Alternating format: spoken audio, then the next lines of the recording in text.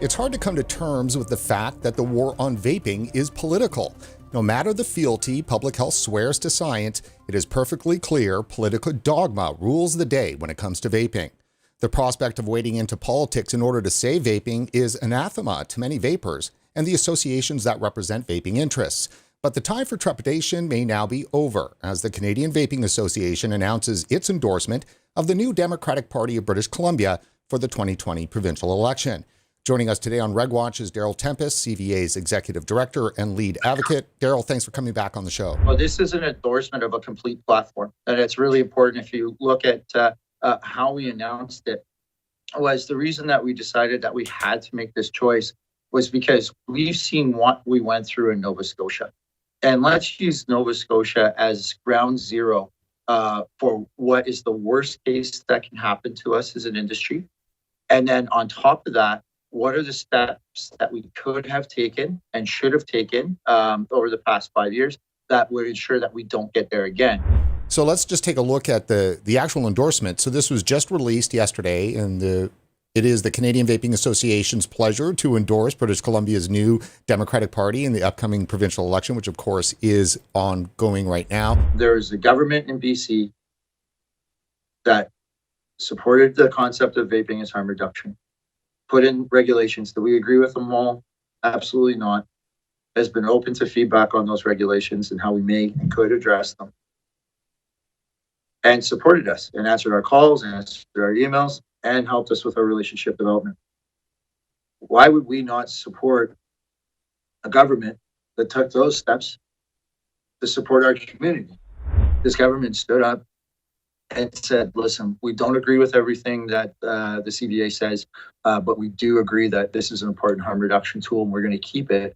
When politically, it would have been so easy to dump it, right? You would have got kudos from all the people that you want kudos from. Like, you know, you love when heart and stroke and cancer and lung give you a slap on the back, but this minister said no and created what they felt, was important legislation. So I think that that's a mind shift that we have to get into, because in that libertarian thought process is, let them make whatever laws they want. If we don't like it, we're just going to sue them. Well, first of all, there isn't millions of dollars in Canada for these lawsuits. They're almost never successful, right? You antagonize the government that you're fighting with, right? And it's not like, you got big tobacco companies and stuff saying, yeah, this is a great idea, and they're jumping on with their own lawsuit. They understand that the long game is building relationships, right? And working with governments that are going to support you is a good idea to make sure that you keep the risk, because vaping, unlike any other file right now in Canada, is absolutely under attack.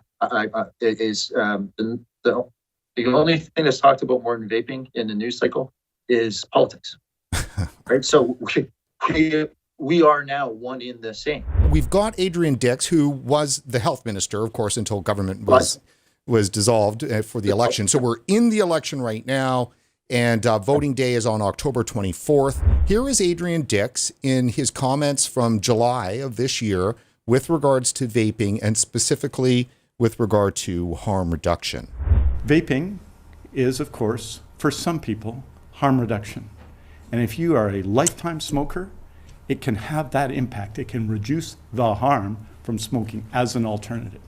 But if you are a young person, if you are under 19, it is not harm reduction, it is just harm.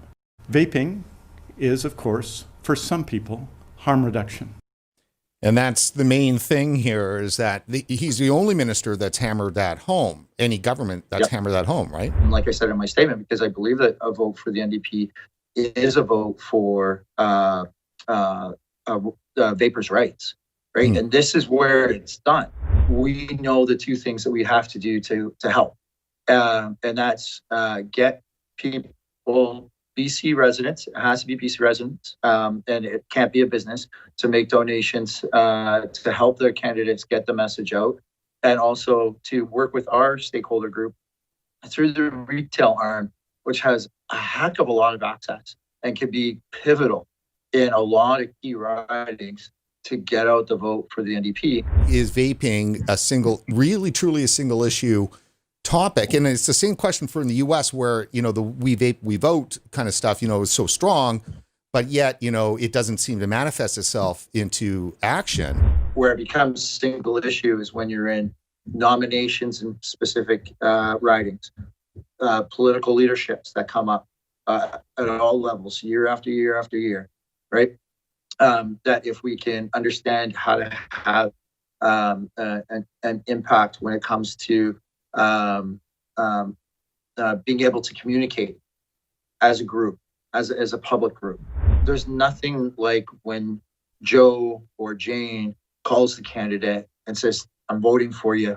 Thank you. I've been smoke-free for 4 years," right? And if you want to throw in support for high nicotine in adult shops, that's the time to tell them, hey, maybe this is something you can consider. Because when we go back to the ledge, because I'll never quit asking, right? Like it's a continual thing. Like with Health Canada, you know, we've been talking about concepts for 3 years, and if a certain regulation comes down, I feel it needs to be adjusted, I'll ask for the next 3 years, you know, once every month or once every 3 months. So that part of it never stops, but showing that you're engaged in their success would automatically make them a little bit more engaged in yours.